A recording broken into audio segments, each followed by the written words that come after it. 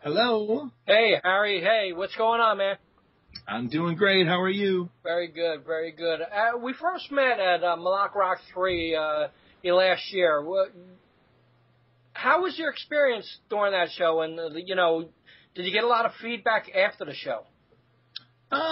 Yeah, I remember that one. Yeah, it was pretty good. I think it was earlier on in our whole touring thing, so maybe it wasn't as tight or as good as the shows were near the end. But no, I remember. You know what? The thing I remember most about the melodic rock fans, man. I'll tell you, they're very loyal crowd and really happy to be there. Like, everybody was really happy to see us, more on a personal level than I think musically. Right. So kind of, think about that as a great personal experience as much as it was musically. It was just kind of cool to hang out with everybody at the hotel and just chat and be around fans of us and the music in general. Definitely. You guys were just, hanging, even in the club outside by the bar and stuff like that, just hanging out and talking. I think the fans really enjoyed that part. Yeah, and you know what? So do we. It's not every day where we just kind of hang out with people and that we don't know and just chat about stuff. So I'm happy when people are excited to see us and want to chat with us about music, and even if it's not ours, it's a lot of times I get into conversations just about, rock music or 70s or 80s, whatever, it's just, cool to sit down with people that are like-minded and into the same scene. And I find that a lot, in the last few years, that these festivals have really turned into a place where people come together that are just, fans of the music, and everybody starts to know each other. A lot of the fans I know, they're meeting at these things and they're having a great time, and it's a social event for them as much as it is a musical thing. Right. Now, the new album, 13, was that in the works? Was it all, planned ahead of time, or is it just like a spur of the moment, like we're going to do a new album, and how'd that work? No, it wasn't planned at all. We were just, back to do that Mood Swings tour after we re-recorded the record.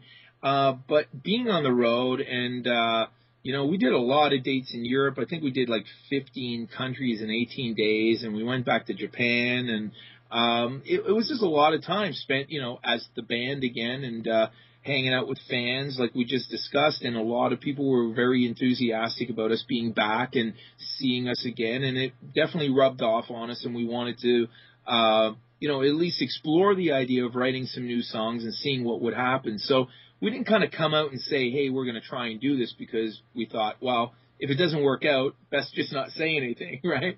So we just started, working on song ideas at the beginning of this year, like January-ish, February, and just slowly kind of, got to the point where we felt comfortable enough to say, hey, you know what?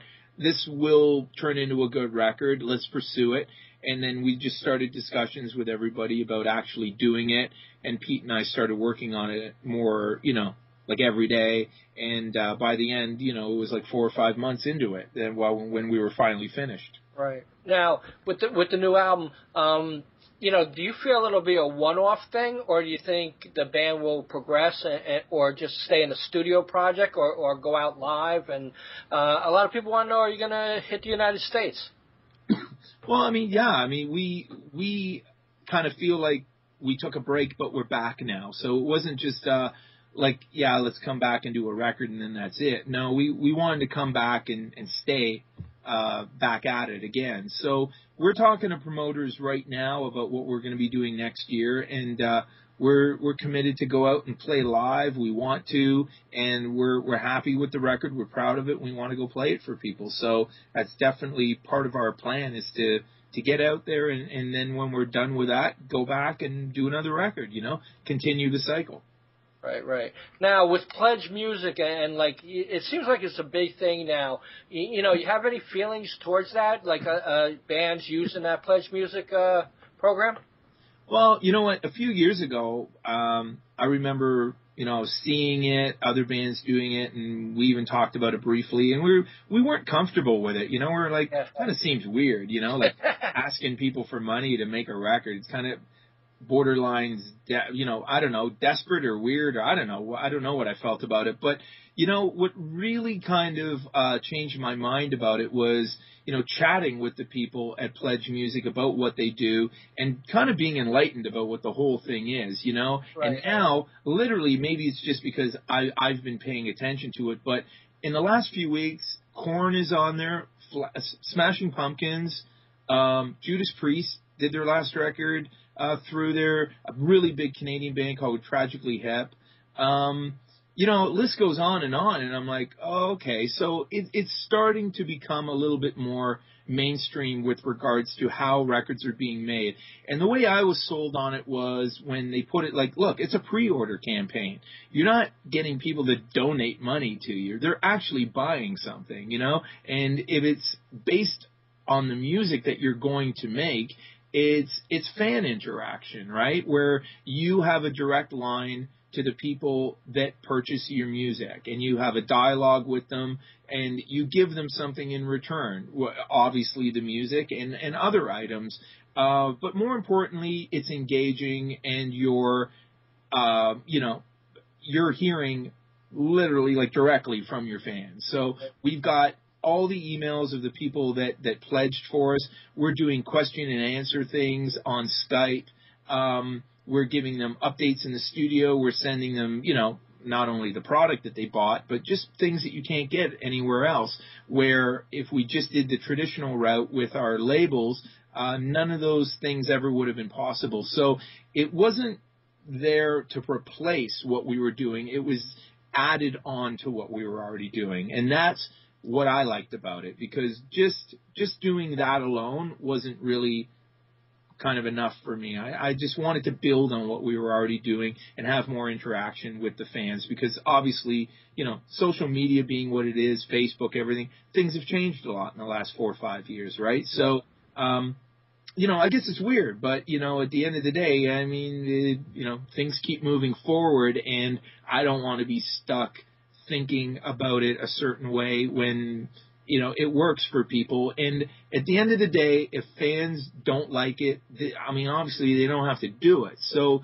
and seeing that we fulfilled our goal within the first 24 hours, and we're at like 200 and something % of what we were, even thinking it was going to do. So I was even kind of proven wrong with regards to the validity of it and how important it would be to people. So it kind of worked out great. And I don't know if we'll do it again, to be honest, but it worked out great on this one. Cool.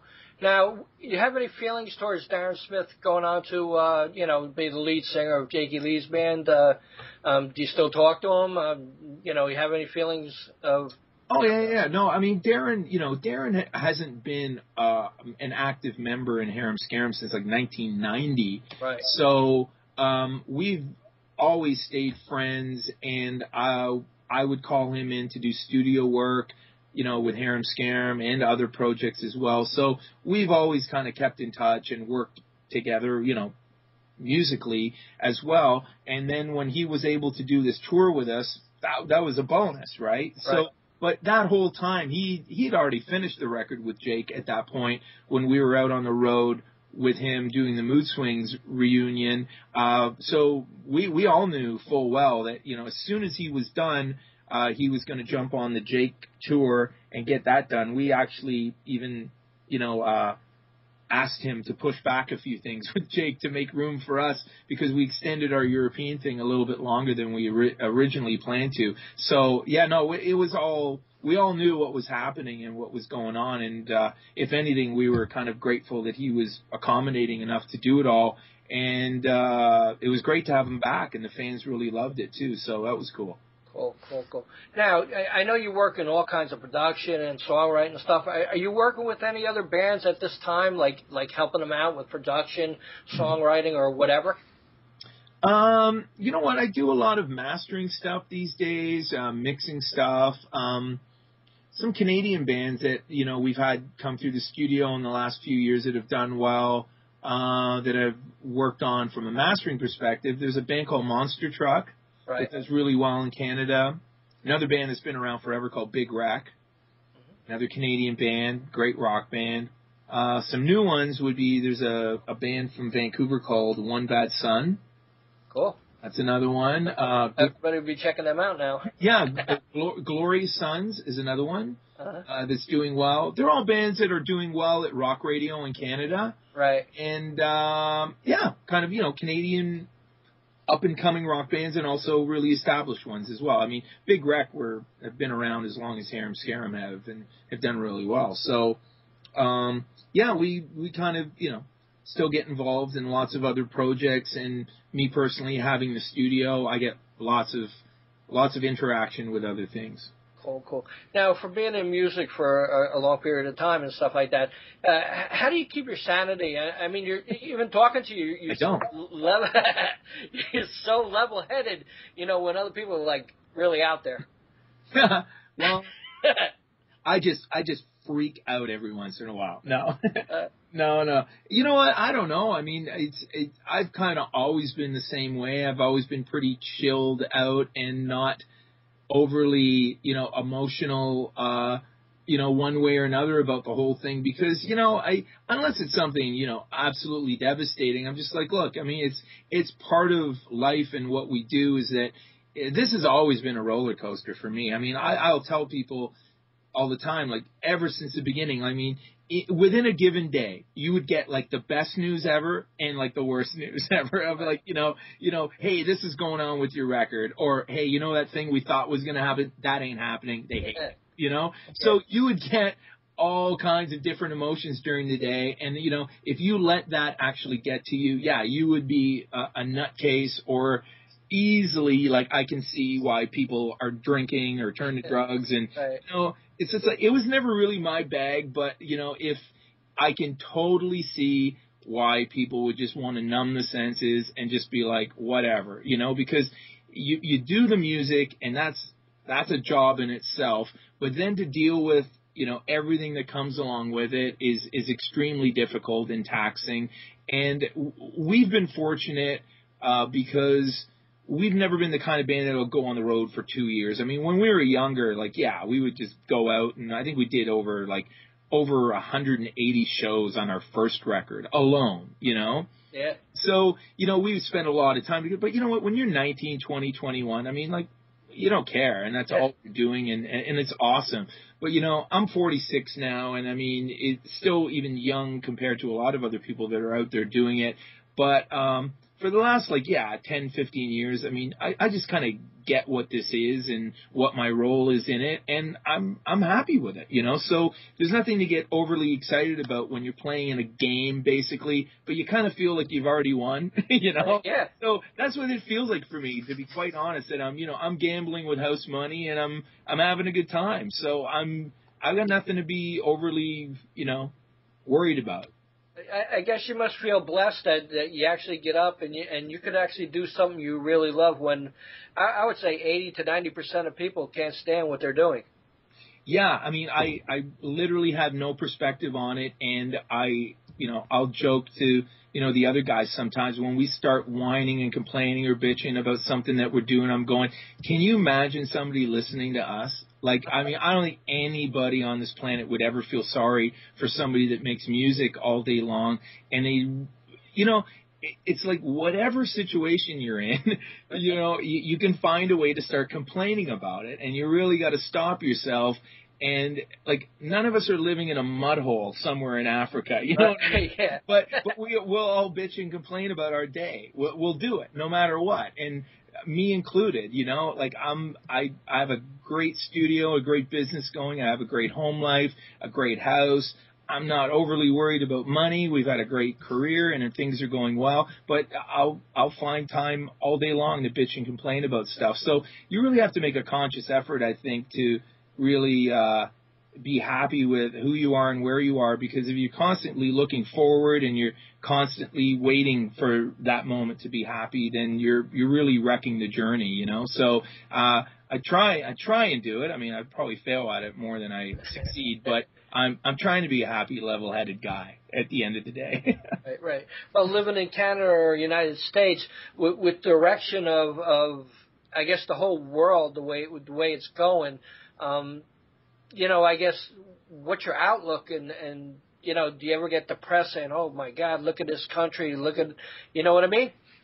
Oh, absolutely. You know, I mean, I don't think that you can be paying attention and not feel that way, you know, and it's not great. I mean, you know, just because, you know, I might be doing okay or you might be doing okay, it shouldn't make any of us happy that so many other people aren't, you know, because if the world is full of people that aren't doing well and are having a really tough time, it really filters down to everybody. And I think, you know, the haves and the have-nots, that gap is constantly getting wider and wider.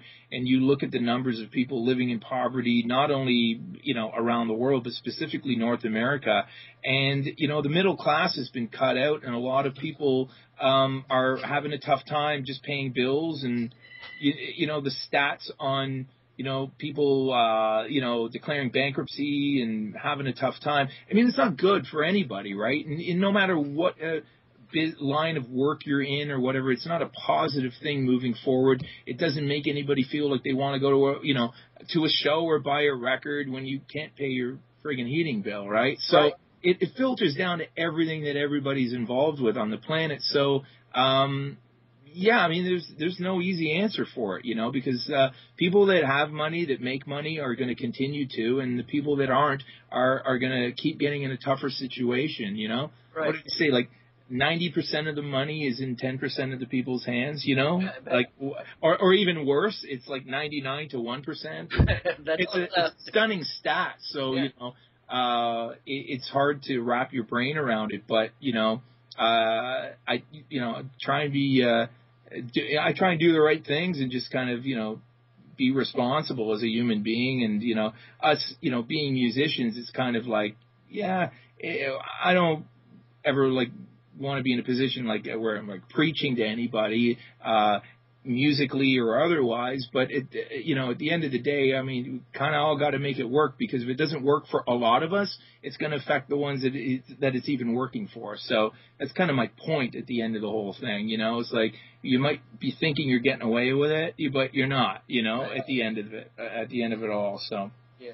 Do you get to come up with lyrics with you know, some of the outlooks that you have for the future? Does that help with lyrics at all for you?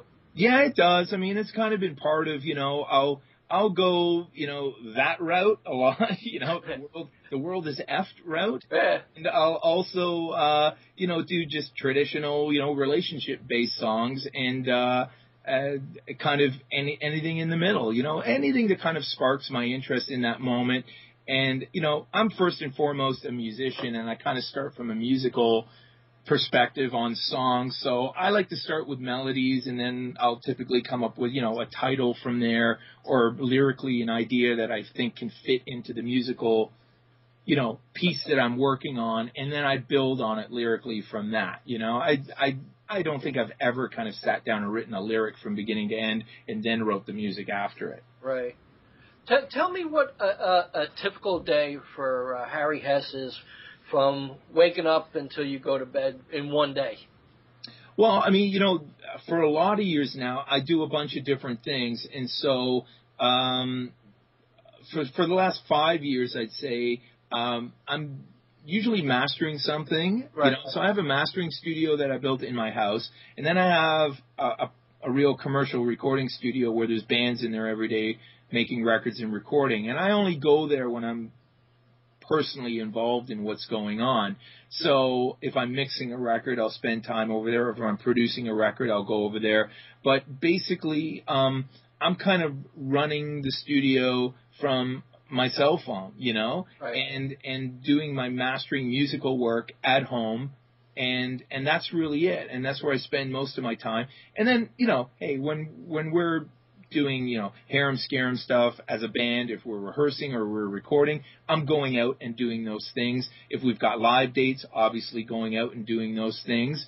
And but my whole world kind of revolves 99% around me working at home or me working at the studio. Right. You know, I was asking people any kind of questions you want to ask Harry, and the biggest one was, will you play United States in 2015? Well, you know, it's kind of the same answer as I always give. I mean, we'd love to, but we didn't build up a career in America that kind of allows us just to show up and play, So we've got to get promoters that are typically interested in having us on a bill as for a festival like the Melodic Rock Fest type situation, because we're just not a big enough name in America to go out and play. So that's kind of been our challenge about getting over to the States, because we never had an official release in America when we were on Warner all those years, right? Right. So that obviously didn't help our cause. So the only places where we've been able to show up just as Harem Scarem and go, yeah, let's do some dates, are territories where in the beginning Warner was very enthusiastic about us and we built up a good fan base. So America for us is, there's an underground following of people all around America, but hey, America's a big place, Yeah. So just to show up in a particular town and hope that we could fill a club, there's no history to base that on, right? So every promoter goes, well, I don't know if you could do it or not, so I'm not going to take the chance, right? Oh, yeah. So you can get, guys to take a chance on a festival if we're willing to come over and do it for next to nothing, which a lot of times, hey, if it's a place we've never been and we want to go, we go and do those types of things, It's not always about having to earn X, but, we can't go out on the road for 6 months and lose tens of thousands of dollars just to kind of do it as an experiment, right? Oh, definitely. So that's our challenge with it, So it's never been a matter of wanting to do it. It's been a matter of being able to do it and making it work. Yeah, that got to be skeptical, like you just said, going to playing a show and you're not sure who's going to show up. Well, it's funny. I mean, I just got an email from a promoter in the UK. In the UK, we've only gone on over there and done Firefest, which is a big festival, right? Yeah. But he's like, hey, why don't you come and do, the UK, we'll do like 5 dates, 3 in Britain, 1 in, I don't know, Glasgow, 1 in Ireland, and he's like, we'll give you X% of the door. Right. Like, okay, well, great, but I mean, what if nobody shows up? Yeah. Are we paying for plane flights, hotels, and that's what you're looking at. So, I mean, and every band's in the same situation. Unless you can sell tickets, either you or the promoter has to take a really huge risk. Right. And if you're not living close to where you're going to play, you've got hotels, you've got, maybe flights, you've got a crew, you've got gear to lug around with you.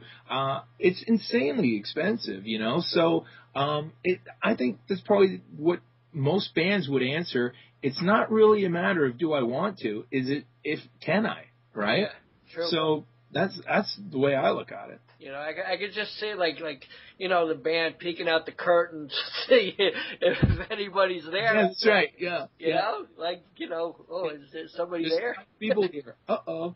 Yeah. But when I did see Melodic Rock 3, you guys were phenomenal. You had a great set. I mean, you were so good to the fans. I mean, so good to the fans. And I myself appreciate that. My staff appreciates that. And all the fans appreciate that, man. I thank you very much for talking to me. And, congratulations on 13. You want to say anything to the fans out there, man? Hey, as always, thanks for the continued support.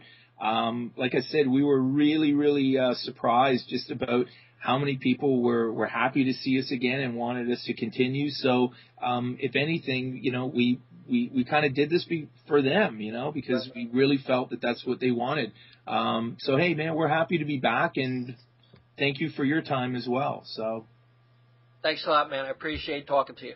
Awesome. Okay, man, we'll talk again next time. Okay, man. Bye-bye. Thanks, Brian. Bye.